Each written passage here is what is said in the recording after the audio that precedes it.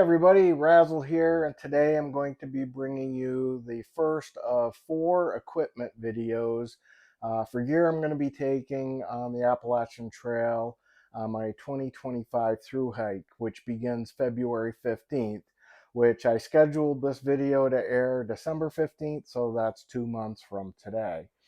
I decided to do 4 shorter videos rather than one long video so that, because I know myself, sometimes I find it hard to find the time to watch longer videos.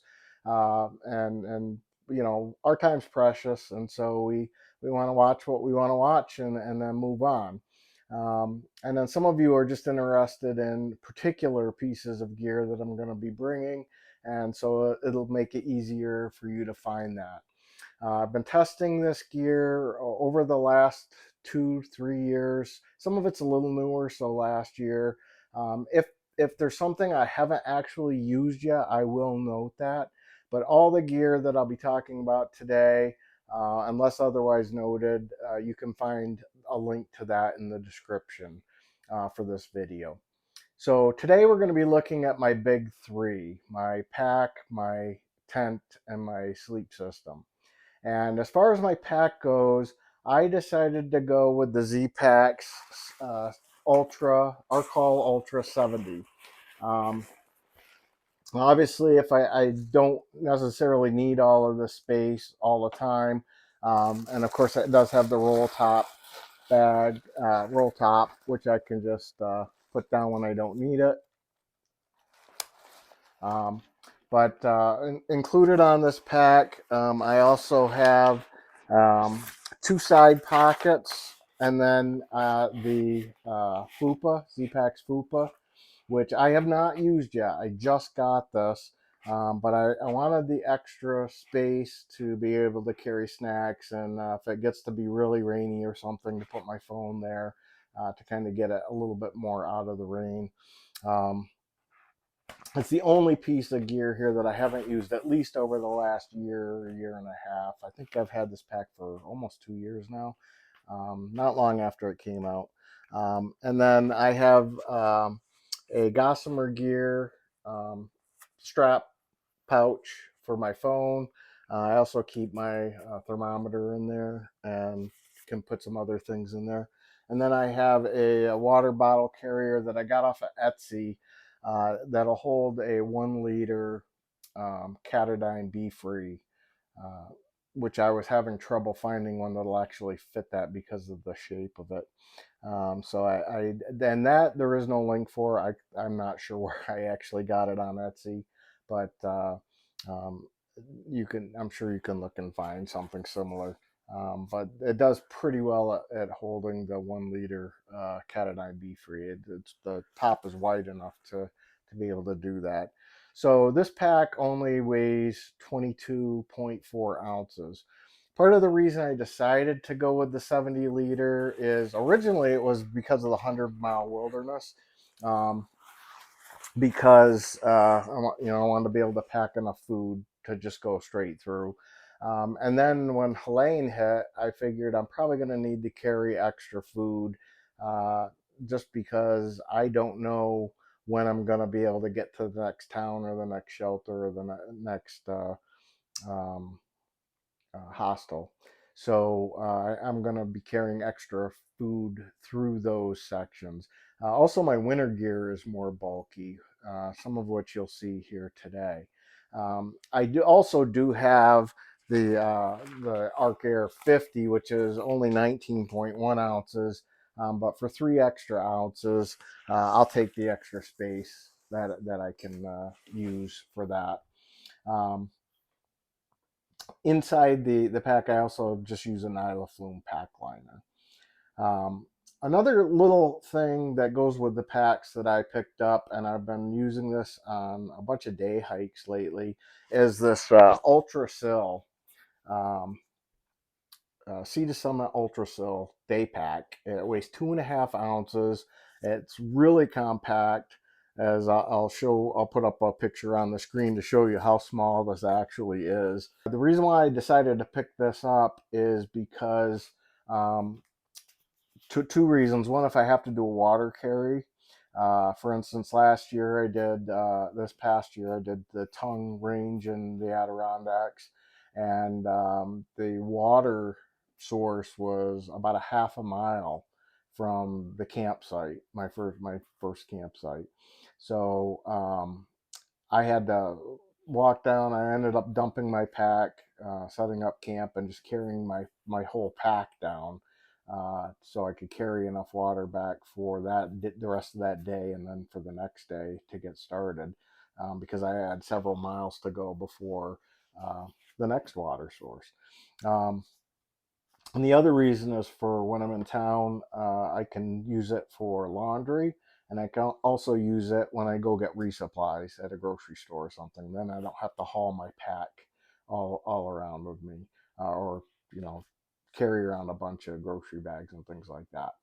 So for 2.5 ounces, I thought this was a excellent little luxury item. As far as shelter, I'm going to be using the Z-Pax Plex Solo. I've been using this for a while now. It's super light, 13.9 ounces without the stakes, and it's very functional. It just works well for me. I do have an alternate option if I decide I need that, but um, I'll get to that in just a second. I'm using MSR groundhogs for stakes, carrying 11 of them, 10 for the tent itself, and then an extra in case I lose one or have something happen to one. And these are just in a Z-Pax stake sack, which weighs next to nothing. Of course, because the Plex Solo is a trekking pole tent, I'm using the Z-Pax uh, carbon fiber trekking poles. I will say that I've used these for. I got them when I got the tent, and because I got them for free, um, and I already had to replace a tip, and I'm not a real fan of these straps. They really irritate my hands. I may even take them off. I haven't decided yet. As far as the foam grips, they're okay. I used to use Trail Buddy aluminum poles. I don't think they were able to get tall enough to use with this tent, so I ended up giving them to my son. But we'll see how it goes. Um, if these break, or if I have a problem with these, enough of a problem, I'll probably upgrade to something different. You're welcome to shoot me a comment if you have a recommendation. I did like the cork handle, but again, I got these for free when I got the tent. Matter of fact, Z-Pax was just running a deal where you could get a free set of these when you got a tent, and I think now the newest one is if you spend over $500 or something. But and along with that, I just use a Nyla Flume ground cloth, and that's just to keep as much of the dirt and the mud off of the bottom as possible. Um, don't really need it. The tent itself was pretty tough. Frozen from Outdoor Adventures used one, um, and he had no problems. He didn't use a ground cloth at all. Um, Then my alternate tent is I do have a Nemo Hornet, um, which is the 2P Osmo, and that's considerably weighs considerably more.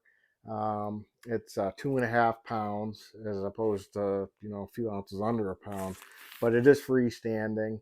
I know there are supposed to be places in the north where you have to camp on a platform, and that could make setting up the Plex Solo a little more difficult. I don't know if you've had experience with that.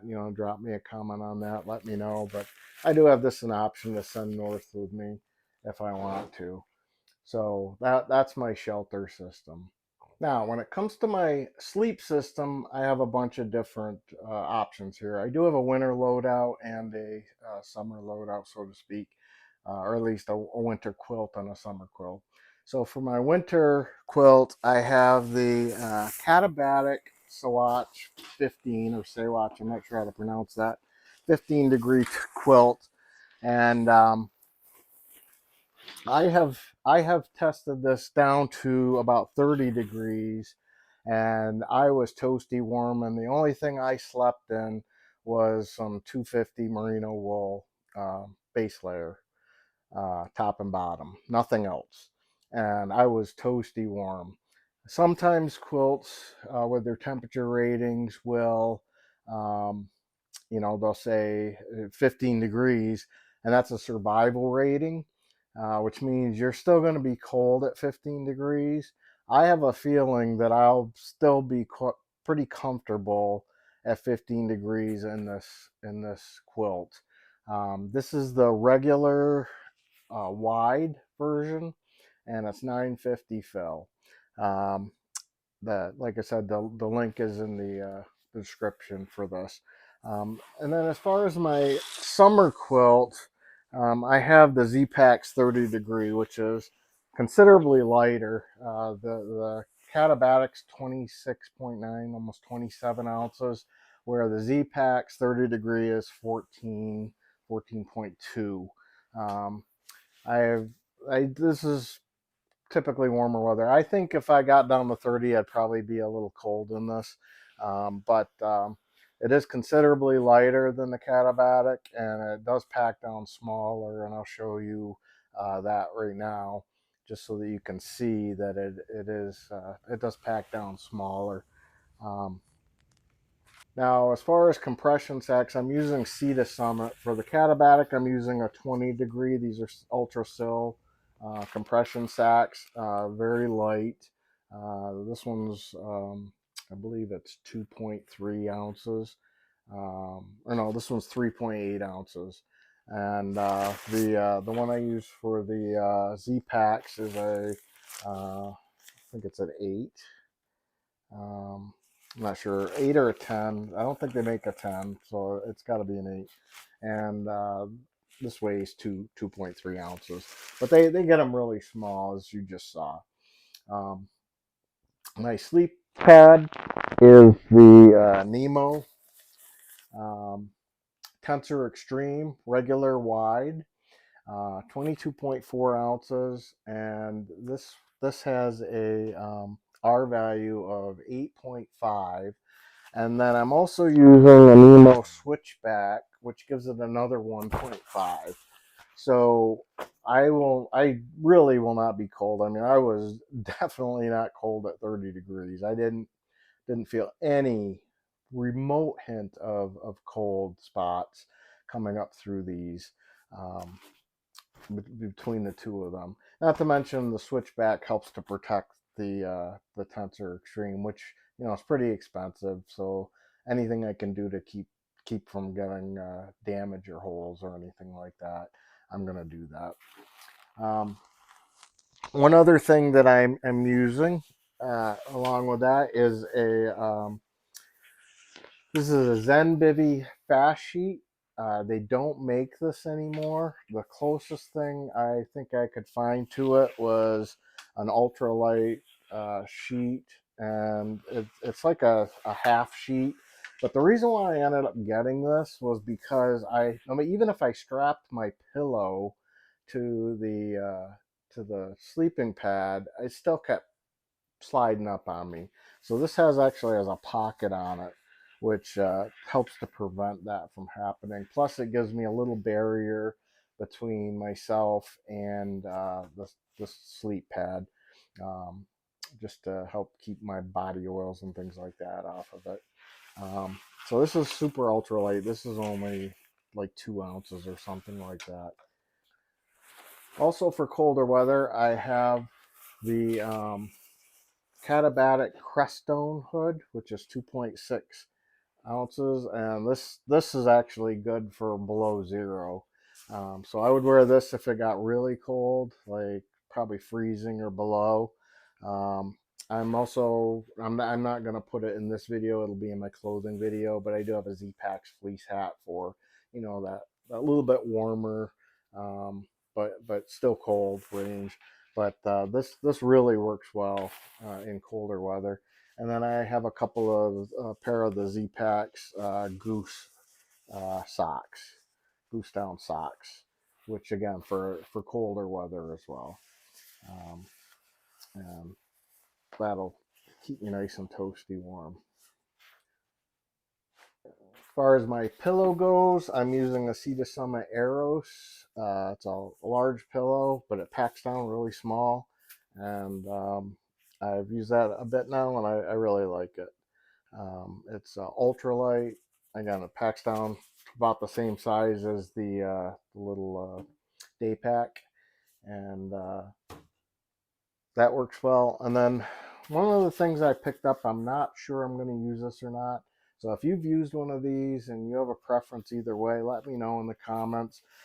This is a Sea Summit Cool Max sleeping bag liner, and it also has built-in insect shield, but it's the Cool Max version. I was going to use it for the winter as well as just an extra little layer to help keep warm.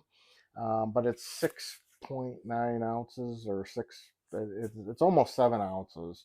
And so it's a little hefty. My base weight, total base weight without food and water and fuel is with this is 20.5 pounds. So without it, it's 19 something.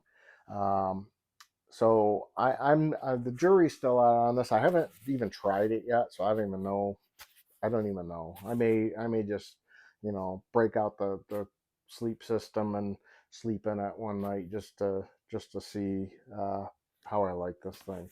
But again, if you have a experience with one of these liners and you want to drop me a comment and let me know, I would really appreciate it. So that's my big three: my pack, my shelter, and my sleep system. Upcoming videos, I'll have one on clothing, one on electronics, and then one on everything else. So make sure you like, subscribe, and I can't wait to get this journey started. And I thank all of you who have been watching and liking and subscribing and giving me encouraging comments already. Uh, you know, through hiking the Appalachian Trail is not only a physical experience. It's a mental and psychological experience, and so it's good to know people are rooting me on and experiencing it with me as I go. It helps give me a little extra motivation. So thanks, and we'll see you in the next video.